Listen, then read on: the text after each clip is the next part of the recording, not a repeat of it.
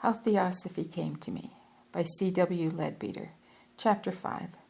It will be remembered that in a previous chapter I mentioned a letter which I had addressed to the Master Kutumi, confiding it to a spirit named Ernest for delivery. I received a reply eventually, but not through Ernest, and not until the very eve of Madame Blavatsky's departure for India.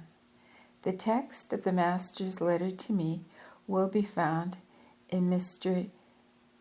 Jinajadasa's book, Letters from the Masters of the Wisdom, page 27. He told me that it was not necessary to be in India during the 7 years of probation, that a cella could pass them anywhere. He warned me that as a priest of the Christian Church, I had a certain share in the collective karma of that body, and he distinctly intimated that there was much in that karma that was terribly evil. He suggested that I might go to Adyar for a few months and see whether I could work with the headquarters staff, and added the significant remark, quote, "He who would shorten the years of probation has to make sacrifices for theosophy," end quote. His letter concluded with the following words: "You ask me what rules you must observe during this time of probation, and how soon you might venture to hope that it could begin." Let me start that sentence again. You ask me what rules you must observe during this time of probation, and how soon you might venture to hope that it could begin. I answer, you have the making of your own future in your own hands, as shown above, and every day you may be weaving its woof.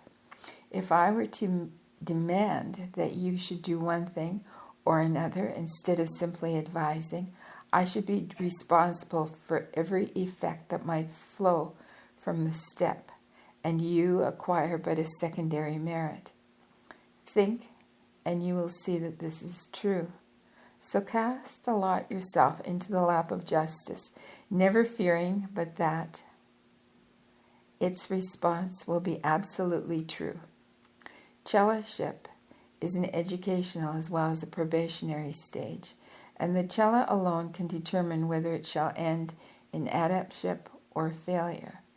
Cellas, from a mistaken idea of our system, too often watch and wait for others, wasting precious time, which should be taken up with personal effort.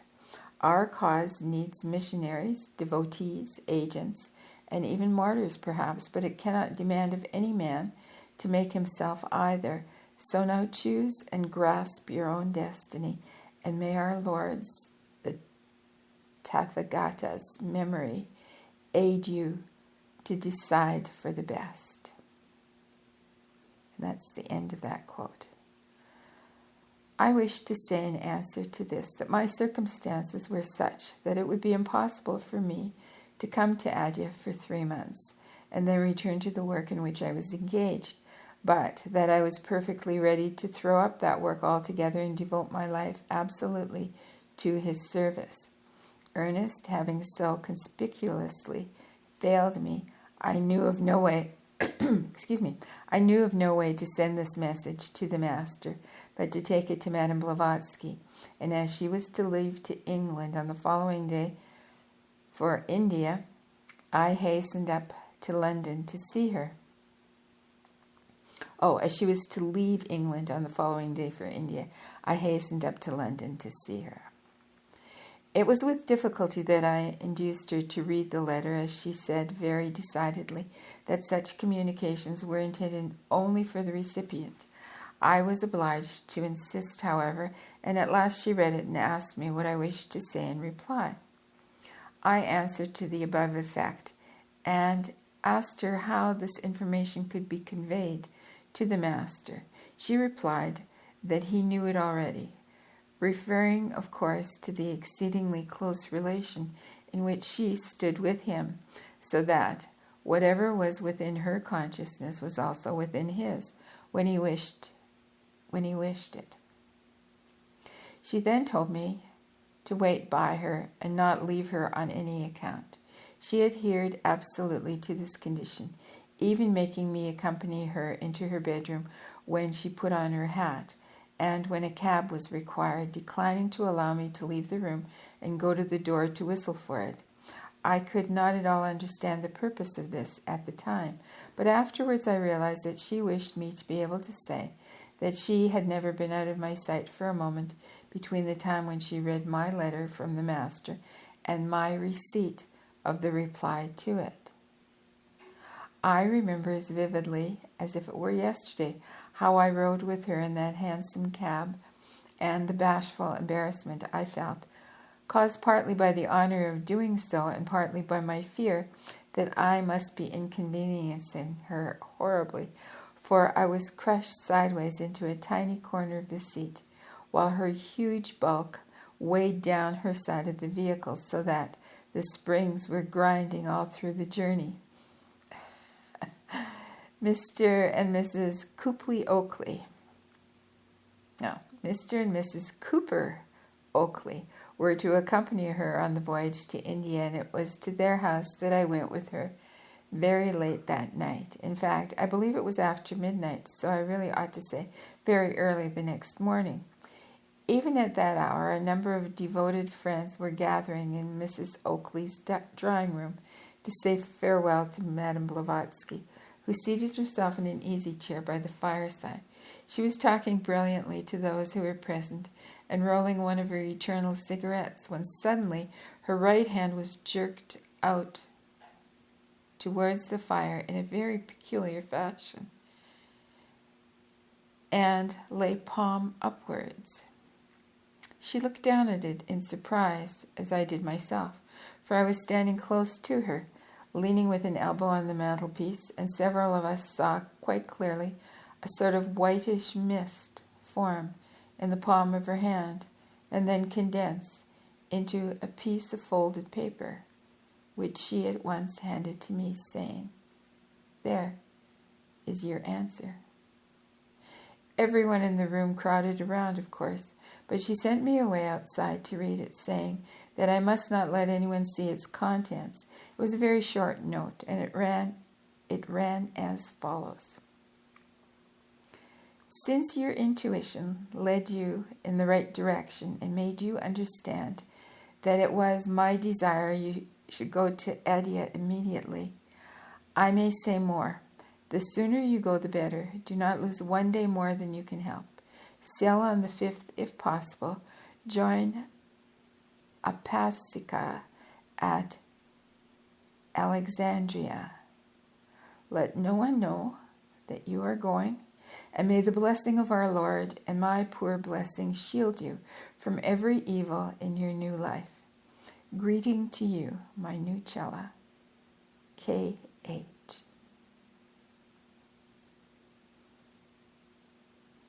In occult matters, to hear is to obey. Madame Blavatsky left London later on the same day for Liverpool, where she boarded the SS Clan Drummond.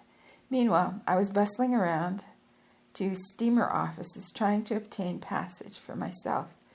The P&O steamer, which was to leave on the 5th, had absolutely not a single vacant berth in any class, so I was reluctantly compelled to seek elsewhere. After many inquiries, the only opportunity that offered itself was to take the Messageries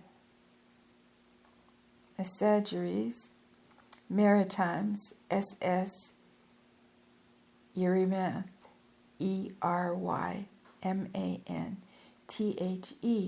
from Marseille to Alexandria, and in order to do that I had to leave London on the night of the 4th.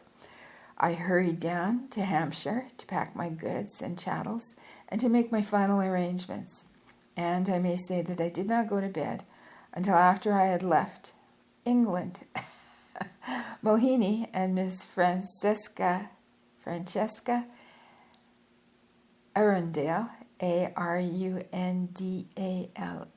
were at Charing Cross Station to see me depart and give me their earnest good wishes for the strange new life which was opening before me. I reached Marseille in the ordinary course, only to find that there was supposed to be cholera in the town.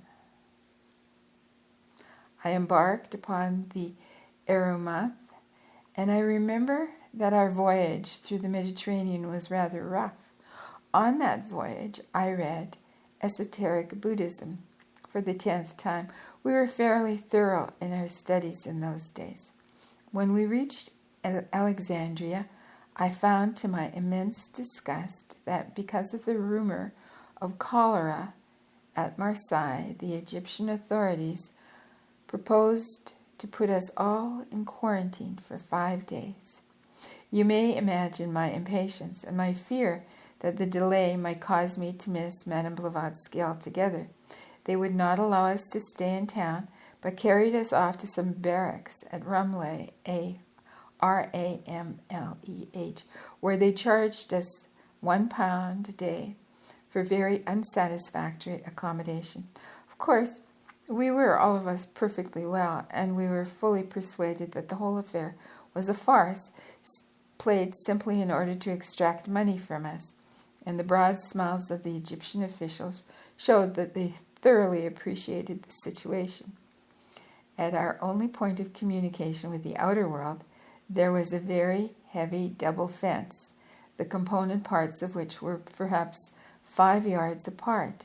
A sort of little wooden railway ran across from one of these fences to the other, and a box with a rope attached to each end of it was hauled backwards and forwards to bring in supplies from and without, or to deliver our letters or any other articles that we might wish to buy. A large bowl of water was placed in the box, and we were ordered to throw into it any coins with which we wanted to pay for our purchases, while letters which were sent out to be posted were stabbed in 2 or 3 places rigorously fumigated. The proceedings were more than ridiculous, and we kept up an attitude of feebly joking with the attendants, insisting that when any change had to be sent across to us, it should also be thrown into the water. By means of one of the mutilated letters, I communicated with the British consul and learned from him that Madame Blavatsky and her party had duly arrived and had gone on to Port Said, or Said, S-A-I-D, where they were awaiting me.